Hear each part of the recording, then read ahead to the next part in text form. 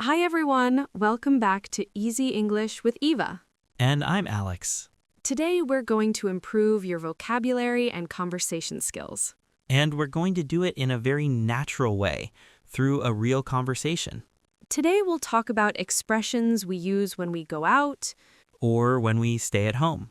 for example, going to a restaurant. Or staying in and relaxing. These are very common phrases native speakers use every day.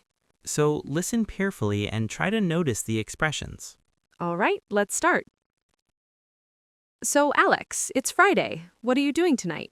I'm not sure yet. I might stay in. Stay in? You mean you're staying at home? Yeah, I'm tired. I just want to relax. Right. Stay in just means stay at home. Exactly. Sometimes staying in is the best plan. How often do you stay in on Fridays? Honestly, quite often, maybe 2 or 3 times a month. Really? I usually go out on Fridays. You do? Where do you usually go? Sometimes to a restaurant, sometimes just for a walk. That sounds nice. But today I'm not sure. I might stay in too. Especially when it's cold outside. Or when you've had a long week. Exactly. But I was actually thinking about going out. Going out? Where? Maybe a restaurant or a cafe.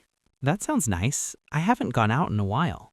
Really? When was the last time you went out? Let me think. I think I went out last Saturday. Oh yeah?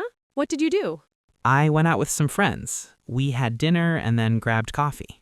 That sounds like a good night out. Yeah, it was. We stayed out quite late. I love a good night out sometimes. Me too, but sometimes I prefer a night in. Same, especially when I'm tired. Yeah, like watching Netflix. Or watching a movie. Or just relaxing. Or ordering food. Speaking of food, we could eat out. Eat out? I'm always happy to eat out. How often do you eat out? Maybe once or twice a week? That's quite often. What about you? Not that often, maybe once a week. Where do you usually eat out? I usually go to Italian restaurants. Nice. I love Italian food. Pizza, pasta, always a good choice. But eating in is cheaper. That's true. Eat in means eating at home, Yeah, sometimes eating in is just easier. especially when it's raining Or when you're tired. or when you don't want to go anywhere.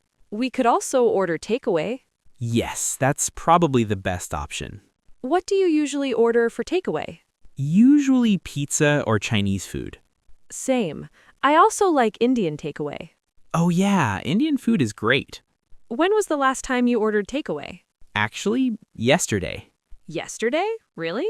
Yeah, I was too tired to cook. Same. I ordered takeaway 2 days ago. What did you order?